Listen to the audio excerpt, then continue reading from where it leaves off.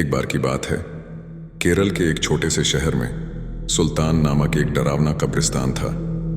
ऐसा कहा जाता था कि उस कब्रिस्तान में विभिन्न प्रकार के अलौकिक शक्तियां रहती थीं। एक चांदनी रात को बिली, लुसी और रोहित, तीन दोस्त कब्रिस्तान के किनारे पर इकट्ठा हुए। अचानक उनको कब्रिस्तान से भयानक फुसफुसाहट की आवाज सुनाई दी। आवाज कहां से आ रही है ये देखने के लिए वे हाथ में टॉर्च लेकर सावधानी से कब्रिस्तान के गेट से अंदर घुसे। जैसे ही वे कब्रिस्तान में दाखिल हुए, हवा तेज चलने लगी। अचानक उन्होंने एक इंसान को एक मकबरे के पास टहलते हुए देखा।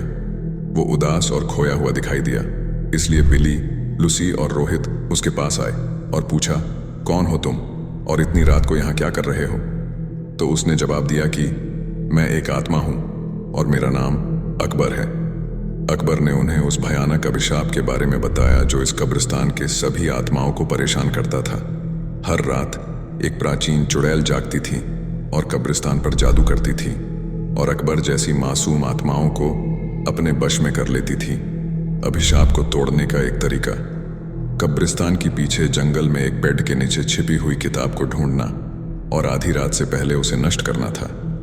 जादुई पुस्तक ढूंढने की दृढ़ उम्मीद लेकर बहादुर तिकड़ी अपने मिशन पर निकल पड़ी।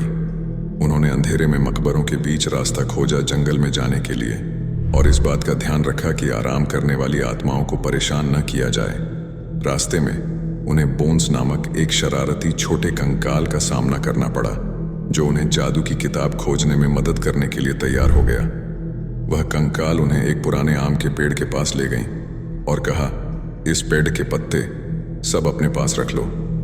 अगर ये पत्ता तुम्हारे पास रहेगा तो वह चुड़ैल तुम्हारा कुछ नहीं बिगाड़ सकती और ये पत्ता तुम्हें जादुई किताब हासिल करने में मदद करेगा। यह कहकर वह कंकाल वापस कब्रिस्तान की तरफ चला गया। आम के पत्ते को अपने हाथ में लेकर तीन दोस्त जादुई किताब ढूंढने लगे। बहुत ढूंढने के पश्चात जंगल में एक झील के अंदर उन्हें छमता हुआ कुछ दिखाई दिया। रोहित को तैरना आता था तो उसने झील के अंदर जाकर वह चमकता बॉक्स ले आया। जैसे ही आम के पत्ते को बॉक्स के ऊपर रखा वैसे ही बॉक्स खुल गया और चमकती जादुई किताब बाहर निकल आई। आधी रात करीब आते ही वे तीनों अपने हाथों में जादू की किताब लेकर कर्स को तोड़ने के लिए कब्रिस्तान की तरफ बढ़े। कब्रिस्तान में आकर वे किताब को खोले और एक प्राचीन शब्दों का पाठ किया। शब्दों को पाठ करते ही जमीन कांपने लगी और कब्रिस्तान में एक तेज रोशनी छा गई। बुरी एनर्जी जाग गई और गुस्से में दिखाई दी, लेकिन उसकी शक्ति धीरे धीरे कमजोर हो रही थी।